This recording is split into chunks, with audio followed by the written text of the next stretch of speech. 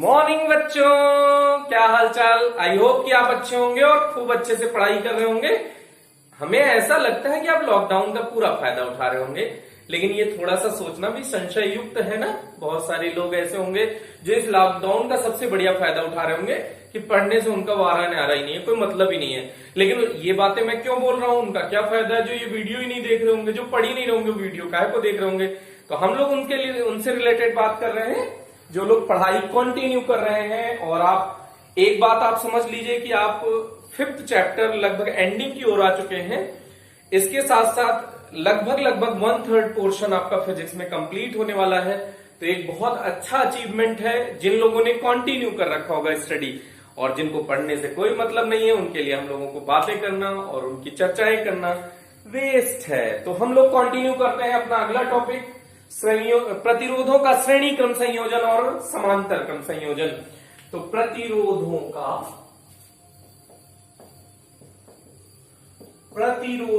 का श्रेणी क्रम या प्रतिरोधों का संयोजन पहले देख लीजिए। उसमें दो टाइप का ये संयोजन मुख्यतः होता है। प्रतिरोधों का संयोजन क्यों किया जाता है, प्रतिरोध को जोड़ा क्यों जाता है, संयोजन माने जोड़ना, क्यों जोड़ा जाता है। तो अलग अलग मान के प्रतिरोध प्राप्त करने के लिए प्रतिरोधों का संयोजन किया जाता है। मान लो 2-2 ओम के हैं, अब तुम्हारे पास सारे प्रतिरोध 2 ओम के हैं, 1 ओम का प्राप्त करना है। तो अब 1 ओम का प्राप्त करने का तो कोई जुगाड़ नहीं, क्योंकि सारे प्रतिरोध तुम्हारे पास कितने ओम के हैं, 2 ओम के। तो इसका संयोजन करके हम 1 ओम कर सकते हैं। जैसे समांतर क्रम में संयोजित कर दीजिए, 1 ओम हो जाएगा। ऐसे करके हमको प्रतिरोध का मान ज्यादा चाहिए। सारे प्रतिरोध हमारे पास 2-2 ओम के हैं, हमें 6 ओम चाहिए, 6 ओम का प्रतिरोध चाहिए। तो क्या कर दो, तीनों को श्रेणी क्रम में संयोजित कर दो। आगे चर्चा की जाएगी कि कैसे संयोजित कर दो, लेकिन हम आपको बता रहे हैं कि अलग अलग मान के प्रतिरोध प्राप्त करने के लिए प्रतिरोधों का संयोजन किया जाता है। तो ये 2 प्रकार का होता है, प्रतिरोधों का श्रेणी क्रम संयोजन और दूसरा होता है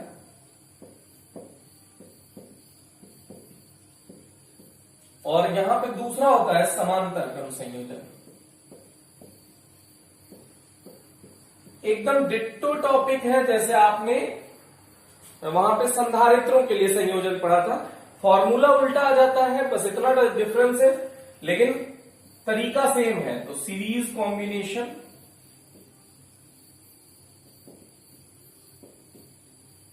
एंड पैरेलल कॉम्बिनेशन इसको बोलते हैं।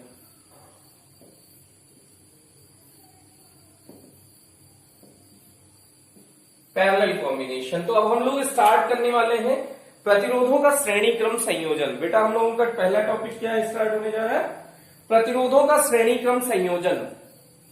तो इसको हम थोड़ी देर के लिए मिटा देते हैं और हम लोग आगे का टॉपिक स्टार्ट करते हैं। ये प्रतिरोधों का संयोजन था बेटा, श्रेणी संयोजन नहीं, प्रतिरोधों का संयोजन। तो अब टॉपिक पढ़ने जा रहे हैं प्रतिरोधों का श्रेणी क्रम संयोजन। श्रेणी क्रम संयोजन, अब इसी की चर्चा होगी।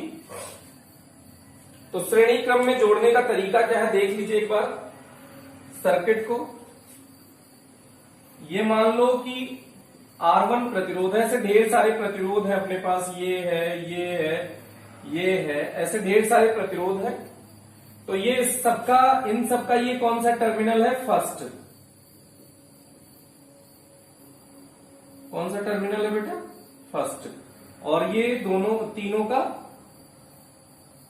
सेकंड टर्मिनल है। ये मान लो R1 है, ये R2 है, ये R3 है। तो R1 हमने सेट कर दिया ये ऐसे। अब श्रेणी क्रम में संयोजित करने के लिए इसको उठाते हैं और ऐसे लगा देते हैं। फिर इसको भी उठाया, उसी के साइड में लगा दिया। अब ऐसे थोड़ी बोलेंगे परिभाषा की इसको उठाते हैं इधर लगा देते हैं, लगा देते हैं, उठा देते हैं, इससे थोड़ी होता है। यहां पे एक बैटरी जुड़ी हुई है, सेल या बैटरी V वोल्टेज की। ओके, तो अब आप ऐसे समझिए कि इसकी परिभाषा क्या होगी उसको समझने की कोशिश। अगर यहां से करंट भेजा आपने, वोल्ट बैटरी ने करंट भेजा I, तो ये ऐसे जाएगी, इसका मतलब आपको मैंने पहले ही बता रखा है कि इसका मतलब जिगजैग होता है सिर्फ। वो जिगजैग का सिर्फ इतना मतलब होता है कि रुकावट है। तार में कहीं ऐसा नहीं होता है कि एक पोजीशन ऐसी होती है जहां जिगजैग बना होता है। पूरे तार का रेजिस्टेंस एक प्लेस पे प्रदर्शित कर दिया जाता है, बस इतना सा जानिए। तो ये R1 है, ये R2 है, ये R3 है। R1 के सिरों पर विभवांतर है V1, क्योंकि आपने विभव की परिभाषा पढ़ी थी, आवेश को एक बिंदु से दूसरे बिंदु तक ले जाने में किया गया कार्य। तो यहां से यहां तक ले जाओगे कार्य कुछ अलग होगा, यहां से यहां तक ले जाओगे कार्य कुछ अलग होगा, यहां से यहां तक के लिए कार्य कुछ अलग होगा। तो तीनों प्रतिरोधों के सिरों पर विभवांतर का मान अलग अलग होगा। अब ये धारा आई तो ये ऐसे जा रही है, जा रही है, जा रही है, जा रही है, जा रही है, जा रही है, जा रही है और वापस आ गई, तो उसको रास्ता नहीं बदलना पड़ रहा है। इसका मतलब सभी प्रतिरोधों से जो जाने वाली धारा है वो समान है। तो ये परिभाषा का पार्ट है। तो समझिएगा, प्रत्येक प्रतिरोध का जो द्वितीय सिरा है अगले प्रतिरोध के प्रथम सिरे से, प्रतिरोधों का ऐसा संयोजन जिसमें प्रत्येक प्रतिरोध का दूसरा सिरा अगले प्रतिरोध के प्रथम सिरे से तथा अन्य प्रतिरोधों को भी इसी क्रम में संयोजित किया जाए, तो इस प्रकार के संयोजन को श्रेणी क्रम संयोजन कहते हैं। और श्रेणी क्रम संयोजन में धारा का मान समान रहता है। श्रेणी क्रम संयोजन में वैद्युत धारा का मान समान रहता है। एक बार फिर से बोलने की कोशिश करो, प्रतिरोधों का ऐसा संयोजन जिसमें प्रत्येक प्रतिरोध का ये दूसरा वाला सिरा है ना, तो इधर वाला दूसरा सिरा, दूसरा सिरा अगले प्रतिरोध के प्रथम सिरे से तथा अन्य प्रतिरोधों को भी इसी क्रम में संयोजित किया जाए, तो इस प्रकार के संयोजन को श्रेणी क्रम संयोजन कहते हैं। और श्रेणी क्रम संयोजन में वैद्युत धारा का मान समान होता है। तो ये हो गई इसकी परिभाषा। तो अब इसका डेरिवेशन देखिए, इसको हटा देते हैं, ये सिर्फ समझाने के लिए था। तो माना R1, R2, R3 मान के प्रतिरोध, R1, R2, R3 मान के प्रतिरोध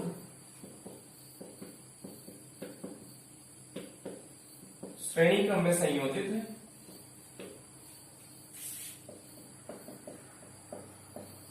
श्रेणी क्रम में संयोजित है जिनसे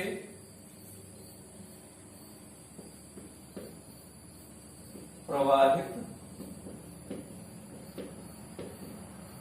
होने वाली वैद्युत धारा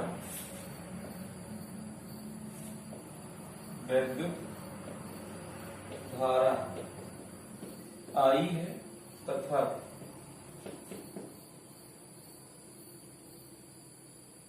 प्रतिरोधों के सिरों पर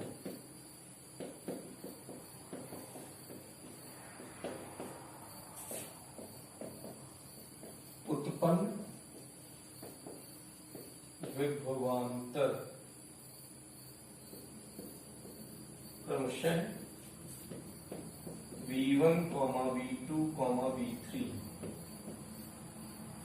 अब प्रथम प्रतिरोध से प्रवाहित होने वाली धारा I बराबर V1 R1 हो जाएगा ओम के नियम से।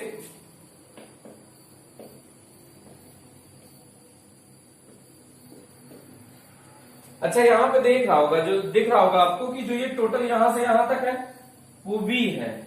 बैटरी का जो तुल्य है यहां से यहां तक दोनों सिरों से लगी हुई है बैटरी, और V किसके बराबर है? V1 plus V2 plus V3 के। तो ये हमको पता है, तो ऐसे कह सकते हैं कि चित्रानुसार, अभी ओम का नियम मत लगाइए, चित्रानुसार V equals V1 plus V2 plus V3 इसको लिख देते हैं बेटा, जिससे कि आपको टारगेट क्लियर हो जाए कि हमको V1 निकालना है, V2 निकालना है, V3 निकालना है। तो प्रथम प्रतिरोध ओम के नियम से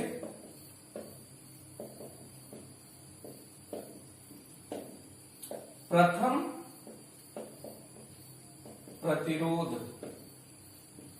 के सिरों पर विभवांतर V1 बराबर धारा सेम है IR1, इसी प्रकार द्वितीय प्रतिरोध के सिरों पर विभवांतर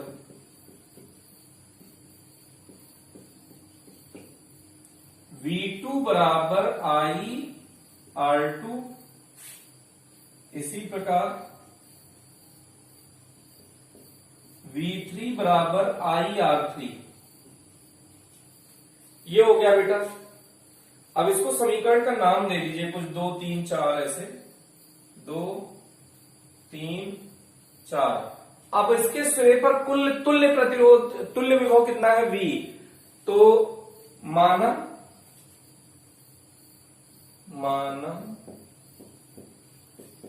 संयोजन का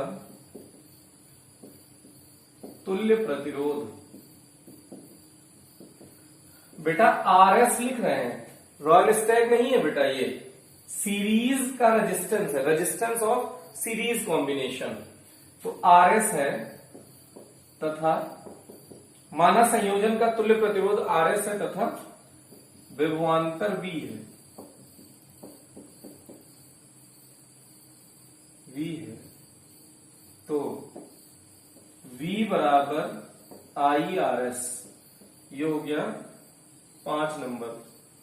समीकरण 2 3 4 5 का मान, समीकरण 2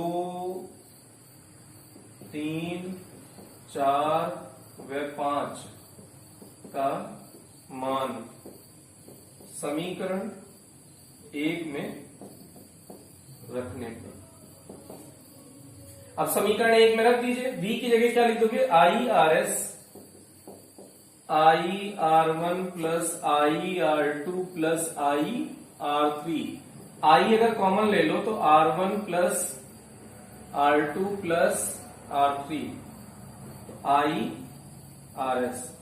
I से I कैंसिल हो गया, RS इक्वल्स क्या हो जाएगा बेटा, R1 plus R2 plus R3। ये हो गया। अगर संयोजन में N प्रतिरोध ऐसे जुड़े हों, यदि संयोजन में, ये डेरिवेशन हो गया बेटा। अब इसके बाद हम ऐसे पार्ट बता रहे हैं कि अगर संयोजन में 3 प्रतिरोध हमने लगाया है, मान लो N प्रतिरोध लगा देते तो क्या फॉर्मूला था, तो इसी में डायरेक्ट बता देंगे। यदि संयोजन में N प्रतिरोध अलग अलग मान के हो,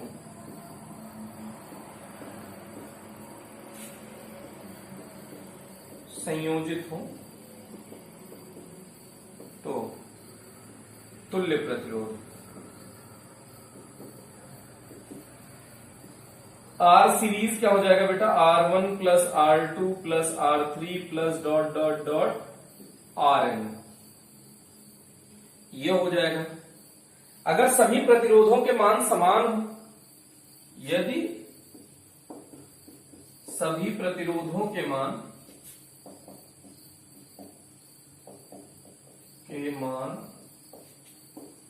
समान, ब्रैकेट में लिख देते हैं माना कैपिटल R हो, तो सभी प्रतिरोधों के मान समान हो तो क्या हो जाएगा, R plus R plus R plus R N बार। तो R और R 2 बार जोड़ो 2R, R 3 बार जोड़ो 3R, तो R N बार जोड़ोगे तो क्या आ जाएगा बेटा, NR। तो RS इक्वल्स क्या आ गया, NR। पहले ऐसे लिख दो बेटा, नहीं तो तुमको टेंशन हो जाएगी, R plus dot dot dot R। तो ये क्या आ जाएगा, RS इक्वल्स NR। मतलब अगर सभी प्रतिरोधों को श्रेणी क्रम में संयोजित किया जाए, समान मान के सभी प्रतिरोध श्रेणी क्रम में संयोजित किया जाए, तो उनका प्रतिरोध N गुना हो जाता है। मतलब जितने प्रतिरोध जोड़ोगे ना उतने गुना हो जाएगा। इसका मान इसका मतलब है अगर प्रतिरोध का मान आपको बढ़ाना है तो क्या कर दीजिए, श्रेणी क्रम में संयोजित कर दीजिए। अगर प्रतिरोध का मान इसका मतलब घटाना होगा तो समांतर क्रम में, उसकी चर्चा आगे की जाएगी। पहले इसको समझने की कोशिश करिएगा। इसमें कोई पॉइंट अगर आपको नहीं समझ में आया है कमेंट सेक्शन में तुरंत बताइए। तो ये एकदम डिट्टो डेरिवेशन आपको दिख रहा होगा, एकदम कैसा डेरिवेशन है बेटा, जैसे संधारित्र वाला था, लेकिन वहां पे बस संधारित्र लगा हुआ था, यहाँ पे प्रतिरोध लगा हुआ है। सिंगल डिफरेंस है, बस इसी को ध्यान रख लीजिए। अब उसके बाद हम लोग अगर ये आपने कर लिया हो तो प्रतिरोधों का समांतर क्रम संयोजन कर रहे हैं। समांतर क्रम संयोजन, अब इसमें चित्र देख लीजिए बेटा, जो वही 3 प्रतिरोध थे उनको लाके ऐसे जोड़ दीजिए। ये पहला प्रतिरोध जुड़ गया, ये दूसरा प्रतिरोध जुड़ गया और ये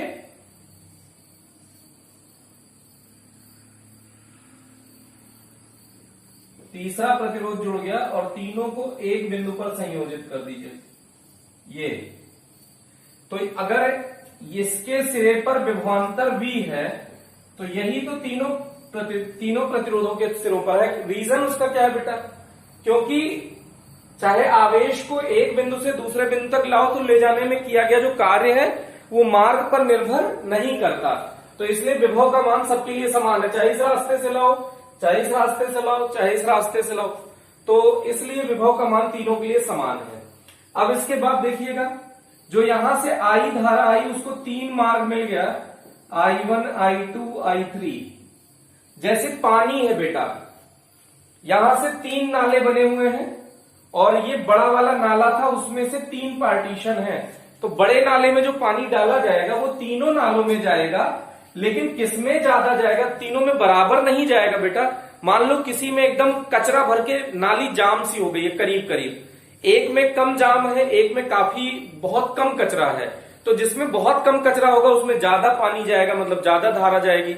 जिसमें कचरा बहुत अधिक होगा मतलब प्रतिरोध अधिक होगा, उसमें पानी कम जाएगा, और जिसमें प्रतिरोध मध्यम कोटि का होगा उसमें पानी मध्यम जाएगा। तो मतलब पानी सब में बराबर नहीं जाएगा, भले से एक ही नाले से तीनों शाखाएं निकली हुई हैं, तो शाखाओं में जाने वाला पानी इस बात पर निर्भर करेगा कि उसमें कचरा किस अनुसार भरा हुआ है। कुछ लोग तो भावुक हो जाते होंगे, कचरा वचरा सुन के, नाली वाली सुन के एकदम भावुक हो जाते होंगे कि काश हम लोट लेते अपना। उनको पुराना दिन याद आ जाता होगा कि जब स्कूल जाते थे तो रास्ते में लोट लेते थे ना। बेटा वो नहीं है, हम लोग ऐसे बात कर रहे हैं नाली और कचरे से, जिससे कि क्योंकि आप उससे काफी फेमिलियर हैं तो आपको समझ में बहुत अच्छा आएगा, इसलिए बेटा इसको हम लोगों ने ऐसे बात की है। फिर चलो आगे कंटिन्यू करते हैं। तो अब यहाँ पे माना भाषा यही है कि पहले इसको परिभाषा कैसे बोलोगे? प्रतिरोधों का ऐसा संयोजन जिसमें प्रत्येक प्रतिरोध का प्रथम सिरा किसी एक बिंदु पर तथा दूसरा सिरा किसी अन्य बिंदु पर एक साथ संयोजित किया जाए। फिर से, प्रतिरोधों का ऐसा संयोजन जिसमें प्रत्येक प्रतिरोध का प्रथम सिरा किसी एक बिंदु पर एक साथ तथा द्वितीय सिरा, तीनों का देखिए द्वितीय सिरा एक साथ किसी अन्य बिंदु पर संयोजित किया जाए, तो इस प्रकार के संयोजन को समांतर क्रम संयोजन कहते हैं। इसमें विभव का मान समान रहता है, इसमें सभी प्रतिरोधों के सिरों पर विभव या विभवांतर का मान समान रहता है। अब भाषा ये लिख देंगे, माना R1, R2, R3 मान के प्रतिरोध किसमें? समांतर क्रम में संयोजित है। किसमें संयोजित है बेटा? समांतर, जिनसे प्रवाहित होने वाली वैद्युत धारा I1, I2 व I3 है तथा प्रतिरोधों के सिरों पर उत्पन्न विभवांतर V है। अब चित्रानुसार यहां पे दिख रहा होगा जो I धारा है, I धारा वो I1 plus I2 plus I3 के बराबर है। अब ओम के नियम से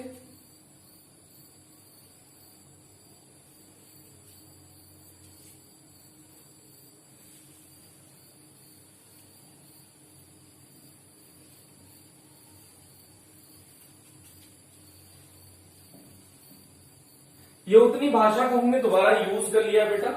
ओम के नियम से प्रथम प्रतिरोध के सिरे पर विभवांतर V बराबर हो जाएगा I1 R1।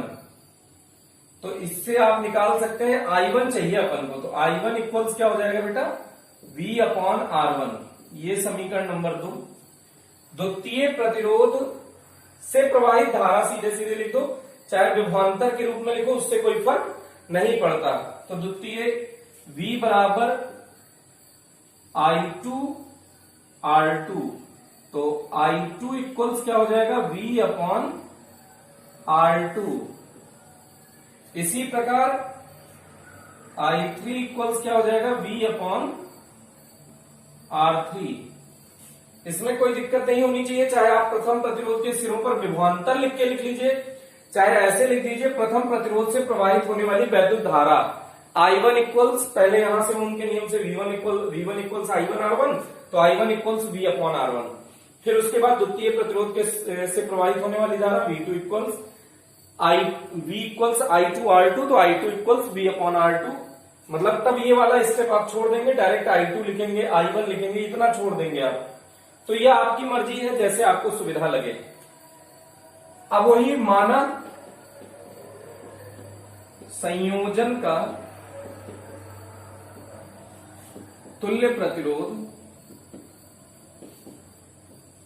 Rp है। Rp मतलब रेजिस्टेंस इन पैरेलल कॉम्बिनेशन। कितना है बेटा? Rp है तथा प्रवाहित धारा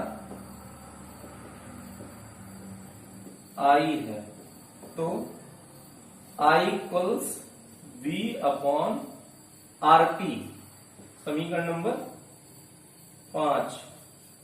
अब वही फिर से कहानी, समीकरण 2, 3, 4 व 5 का मान समीकरण 1 में रखने पर, समीकरण 1 में रखो बेटा I बराबर I1 plus I2 plus I3, तो I के मान हो गया V अपॉन Rp बराबर V upon R1 plus V upon R2 plus V upon R3। अब यहां ऊपर से V कॉमन ले लीजिए, 1 upon R1 plus 1 upon R2 plus 1 upon R3 V upon Rp। V से V कैंसिल आउट हो गया, 1 upon Rp equals 1 upon R1 plus 1 upon R2 plus dot dot, वो सॉरी अभी 3 ही की बात हो रही है, 1 अपॉन R3। तो यह आ गया संयोजन का तुल्य प्रतिरोध। अब अगर इसमें हमेशा ध्यान रख लीजिए, दो जैसे धारिता के लिए हमने फॉर्मूला बनाया था जब उनको श्रेणी क्रम में जोड़ा था, तो C1 C2 upon C1 plus C2, तो यहां पे वो उस टाइप का फॉर्मूला समांतर क्रम में आ रहा है। तो दो प्रतिरोध जब समांतर क्रम में जुड़े हो, ये भी अलग से इसमें जरूर लिखना होता है, जब R1 व R2 दो प्रतिरोध समांतर क्रम में जुड़े हो, संयोजित हो, तो तुल्य प्रतिरोध क्या हो जाएगा बेटा? 1 upon Rp equals 1 upon R1 plus 1 upon R2। तो R1 R2 एलसीएम ले लो, तो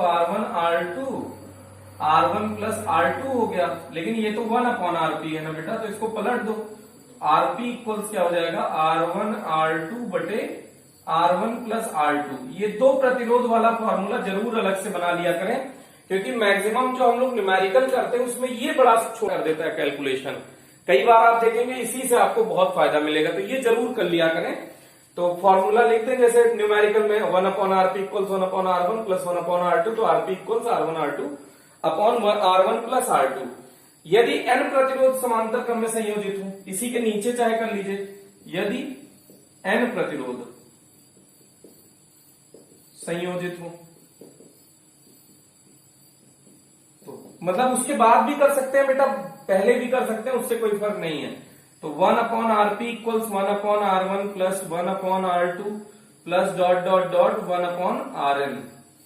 अगर सभी प्रतिरोधों के मान समान हो, तो यहां थोड़ा सा लिख देते हैं, यदि सभी प्रतिरोधों के मान समान हो, तो 1 upon Rp equals 1 upon R, भाषा नहीं लिख रहे हैं बेटा, वो आप लिख लीजिएगा, plus dot dot dot 1 upon R। 1 upon R 1 upon R दो बार जुड़ा तो 2 upon R, 1 upon R 1 upon R 1 upon R तीन बार जुड़ा तो 3 अपॉन R, तो 1 upon R 1 upon R 1 upon R n बार जुड़ा तो n अपॉन R, तो 1 upon Rp equals n upon R। तो Rp क्या निकालना है हमको?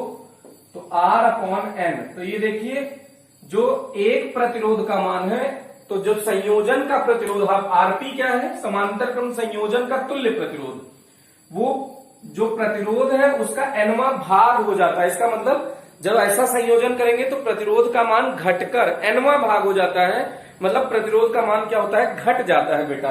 तो इस तरह से ये वाला पोर्शन आप देख लीजिए। अब आप इसके बाद इसको जल्दी से कंटिन्यू नोट कर लीजिए बेटा, फिर इसके बाद का डिस्कशन किया जा रहा है। ओके, जल्दी जल्दी इसको नोट कर लीजिए, फिर इस पे बेस्ड एक दो छोटे छोटे न्यूमेरिकल आपको ट्राई कराते हैं, फिर आप आगे देखिएगा। इसको इरेज कर रहे हैं बेटा।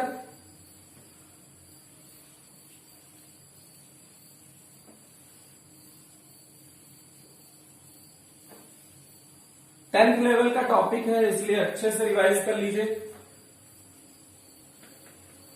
इस पे न्यूमेरिकल आप जितने बुक में गिवन है बेटा, एग्जाम्पल में ढूंढ लीजिएगा प्रतिरोध से रिलेटेड एक न्यूमेरिकल, और कहीं आपको नजर आए वो सब न्यूमेरिकल आप जरूर ट्राई कर लीजिएगा। तो हम अगले टर्म पे जितना पूरे इस चैप्टर में प्रतिरोधों के श्रेणी क्रम संयोजन और समांतर क्रम संयोजन पर आधारित न्यूमेरिकल होंगे पूरे चैप्टर में, कहीं भी वो चाहे आंकिक में हो, चाहे उसके बहुचयनात्मक में हो, चाहे अति लघुत्तरात्मक में हो, लघुत्तरात्मक में हो, या इसके उदाहरण में हो, सारा डिस्कशन नेक्स्ट टर्म पे किया जाएगा। तो आज के लिए दो एक न्यूमेरिकल इससे रिलेटेड छोटे छोटे देखते हैं। जैसे पहला न्यूमेरिकल आप देखिए इससे रिलेटेड, देखिए इसमें लिखा है, जब, अब देखिएगा ये थोड़ा सा अच्छा न्यूमेरिकल करा रहे हैं पहला वाला, जब दो चालक श्रेणी क्रम में जोड़े जाते हैं तो तुल्य प्रतिरोध 40 ओम होता है। मान लो कि ये एक चालक है R1, एक चालक है R2। जब इनको श्रेणी क्रम में जोड़ा जाता है तो श्रेणी क्रम संयोजन का तुल्य प्रतिरोध क्या होता है? R बराबर R1 प्लस R2। तो R1 प्लस R2 कितना ओम होता है? 40 ओम। डायरेक्ट दे लिख रहे हैं बेटा, R सीरीज इक्वल 40 ओम गिवन है। और कह रहा है कि जब इन्हें समांतर क्रम में जोड़ते हैं तो तुल्य प्रतिरोध होता है 7.5 ओम।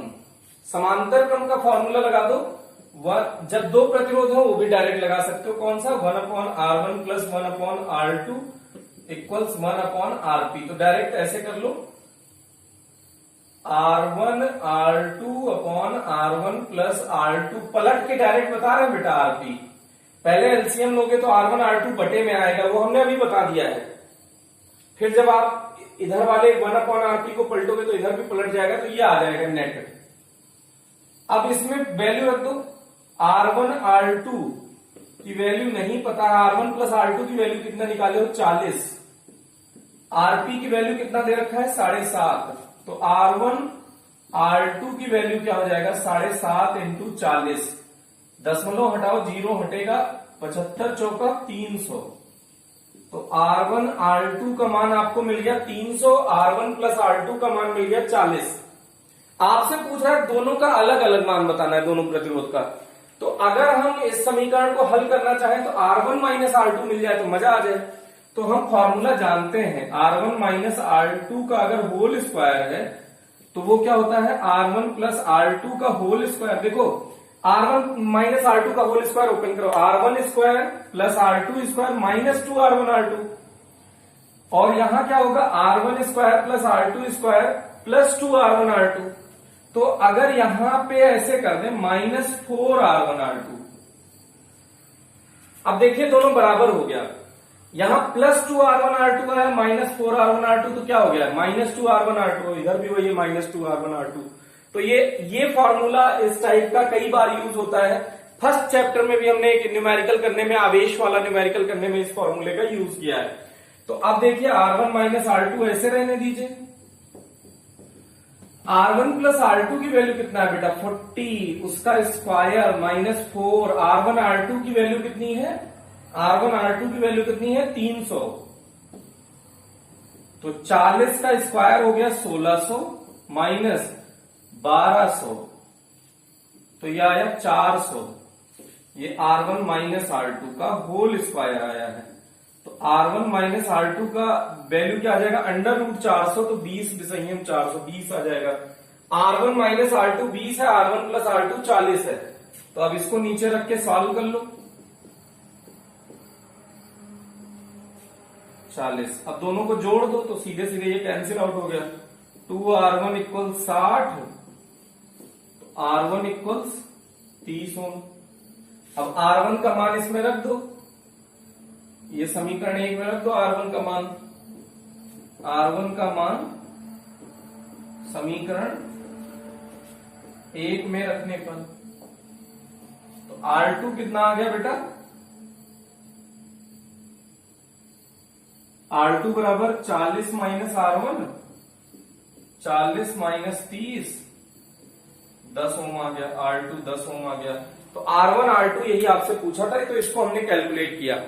जो प्रतिरोधों का श्रेणी क्रम संयोजन, समांतर क्रम संयोजन है, उस टाइप का न्यूमेरिकल नहीं करा रहे हैं। जो थ्योरेटिकल बेस्ड है वो करा रहे हैं। उस टाइप का हमने फॉर्म बहुत सारा न्यूमेरिकल उसमें कराया संधारित्र में, तो वो डिट्टो है, बस फॉर्मूला पलट देना है। जैसे वहां पे श्रेणी क्रम में होता था किसका? संधारित्र का। तो 1/c आता था। 1/c तुल्य बराबर 1/c1 plus 1/c2 plus dot dot dot 1/cn ऐसे। लेकिन यहां पे श्रेणी क्रम में R बराबर R1 plus R2 plus R3 plus dot dot dot Rn है, तो यहां सीधे जुड़ जा रहा है मतलब। और वहां पे समांतर क्रम में सीधे जुड़ता था, तो यहां समांतर क्रम में 1/Rp equals 1/R1 plus 1/R2 plus dot dot dot 1/Rn है। तो ये थोड़ा सा फॉर्मूला उल्टा सीधा हो गया है, तो इसलिए आप इसको बस ध्यान रखना। उस टाइप के कई न्यूमेरिकल जितने भी दिए हैं बुक में सब ट्राई कर लेना बेटा। उसका डिस्कशन नेक्स्ट टर्म पे हम डिटेल में करेंगे। तो अभी इसी टाइप का एक थ्योरेटिकल क्वेश्चन और दे रहे हैं आपको, आप जल्दी से ट्राई करिए। जो डिफरेंट टाइप के उन्हीं क्वेश्चन को हम आपको करा रहे हैं इससे रिलेटेड। 3 प्रतिरोधों का समांतर क्रम संयोजन 20 वोल्ट सप्लाई से 5 एम्पियर की धारा ले रहा है। 3 प्रतिरोधों का समांतर क्रम संयोजन R3, ये जुड़ा हुआ है, ये नहीं जोड़े कहेंगे कि कुछ लोग जुड़ा ही नहीं है सर, धारा बह रही है, आपने ऐसे कैसे हो रहा है, ये कहां से हो गया सर, गलत गलत पढ़ा रहे हो, ऐसा हो सकता है, दिमाग में टेंशन आए। तो 3 प्रतिरोधों का समांतर क्रम संयोजन 20 वोल्ट सप्लाई, ये कितना बेटा दिया है? 20 वोल्ट की सप्लाई पर 5 एम्पियर की धारा ले रहा है। ये कितना एम्पियर जा रहा है? 5 एम्पियर की धारा ले रहा है। यदि 2 प्रतिरोध क्रमशः 10 ओम और 8 ओम के हैं, इसका मान 10 ओम है, इसका मान है 8 ओम, तो इसका मान कुछ R मान लीजिए, R ज्ञात कीजिए। तो ये समांतर क्रम में है, तो 1/Rp equals 1/R1 plus 1/R2 plus 1/R3। इसमें कोई शक? अब परिपथ में, पूरे परिपथ में कितना वोल्ट है और कितनी धारा है? तो Rp का मान डायरेक्ट ऐसे निकल सकता है V/I, R बराबर V/I। तो V कितना है बेटा? वोल्ट लिख दो इसको, नहीं कुछ लोग कंफ्यूज हो जाएंगे, कहेंगे सर कितना मजा आ रहा है, उड़ा खटाखट खटाखट, ऐसे नहीं है। 20 वोल्ट ये दिया हुआ है बेटा, और 5 एम्पियर की धारा बह रही है, तो ये कितना आ गया? Rp 4 ओम। इस पूरे का तुल्य कितना है बेटा? 4 ओम। तो 1/4 ओम इक्वल्स 1/10। R1 का मान कितना है बेटा? 10। 1/8 प्लस 1/R, इसको हमने मान लिया R है, तो R ही निकालना है, तो 1/R छोड़िए, इसको आप खुद से पहले ट्राई करिएगा, तब आप उसको देखिएगा सोल्यूशन को, नहीं छाप रहे हो बैठ के। 1/4 माइनस 1/10 माइनस 1/8, एलसीएम क्या हो जाएगा? 40 एलसीएम हो जाएगा। तो 4 दहम 40, ये हुआ 10, 10 चौक 40, ये हुआ 4, 8 पंचे 40, ये हुआ 5, तो 10 माइनस 9 अपॉन 40, तो ये हो गया 1/40। लेकिन ये क्या है? 1/R, R बराबर क्या हो गया? 40 ओम। तो जो ये अज्ञात प्रतिरोध है इसका मान 40 ओम। अगर आपका आंसर आया है करेक्ट, तो आप इसको तुरंत कमेंट सेक्शन में लिखें कि आपका आंसर है करेक्ट। अगर आपका आंसर है गलत, तो आप इनकरेक्ट लिखें, रीजन लिखें कि किस रीजन से आपने ये गलत किया है। तो आज इस लेक्चर में हम आपको थोड़ा बहुत एक आध न्यूमेरिकल करा ही देते हैं, जिससे कि आपको थोड़ा सा आइडिया रहे कि हाँ इस टाइप के कैसे न्यूमेरिकल करने हैं जो हमने प्रतिरोध वाले बताए हैं। जैसे उसमें कराया था संधारित्र में, तो उस टाइप का एक आध न्यूमेरिकल जैसे ये गिवन है,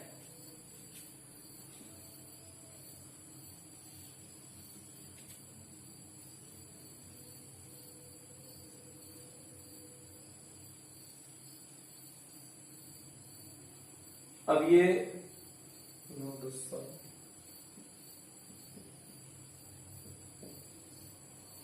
और दिया है 3 5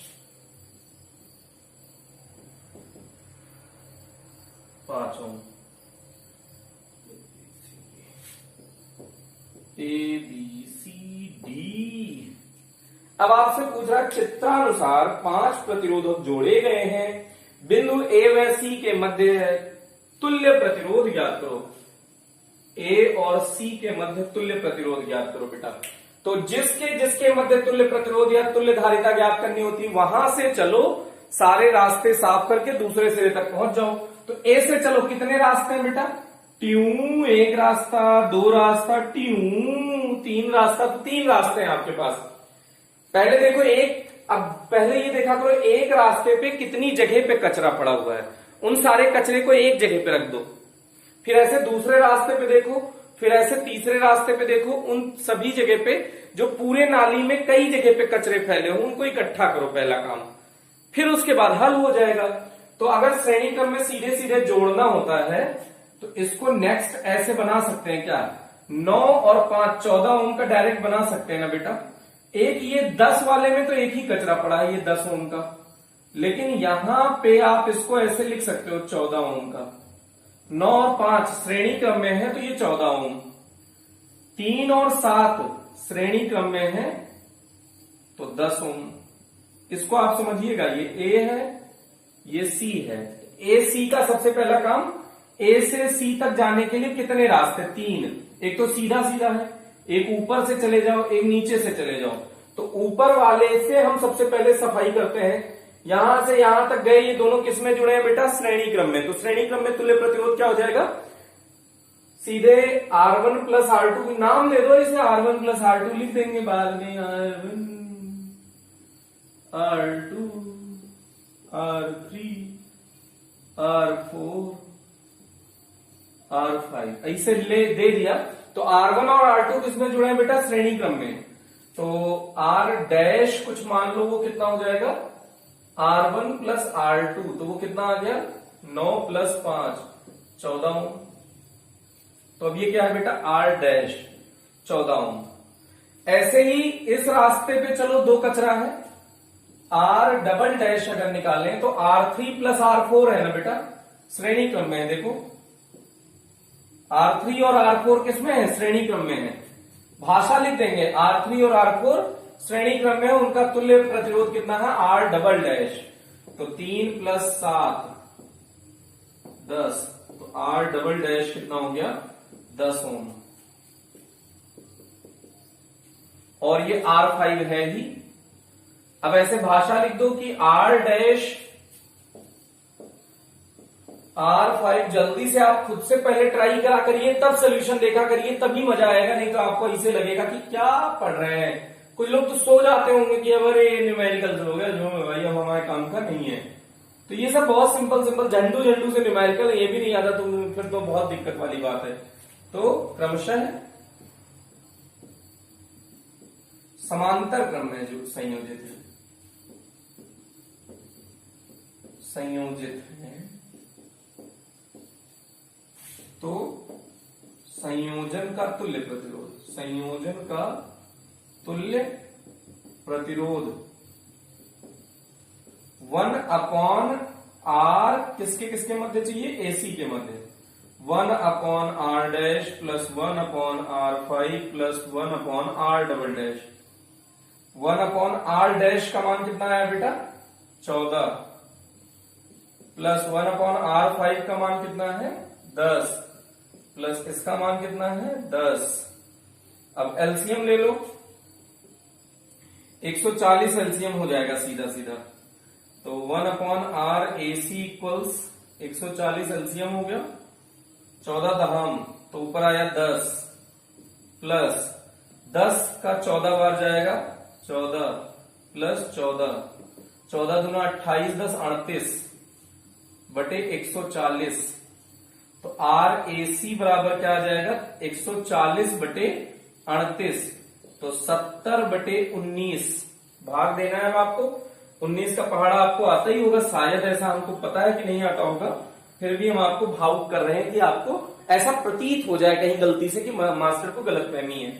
तो 19 चौक 76, मतलब 4 बार तो नहीं जाएगा। 19 तिया 57, 13 बचा, 13 बचा तो 13 के आगे एक 0 लगा दो, तो 19 पचे 95, 19 7 के करीब जाएगा, तो 6 8 ऐसे आएगा, 7 लिख दो, 3.7 ओम। RAC कितना आ गया बेटा? 3.7 ओम। तो ये करीब करीब आपका ये न्यूमेरिकल है। आप इसको एक बार वीडियो पॉज करके जल्दी से नोट करें। इंफॉर्मेशन आपके सामने बनी हुई है, क्वेश्चन यही है, ए व सी के मध्य तुल्य प्रतिरोध ज्ञात करना है, इतना कैलकुलेशन करना है। तो आज के लिए इतना ही करते हैं, नेक्स्ट लेक्चर पे मिलेंगे। सभी टाइप के जितने बुक में प्रतिरोध दिए हैं सब न्यूमेरिकल सॉल्व करेंगे। तो तब तक के लिए best of luck. Thank you बेटा, पढ़ते रहिए, मुस्कुराते रहिए और जिंदगी में आगे बढ़ते रहिए।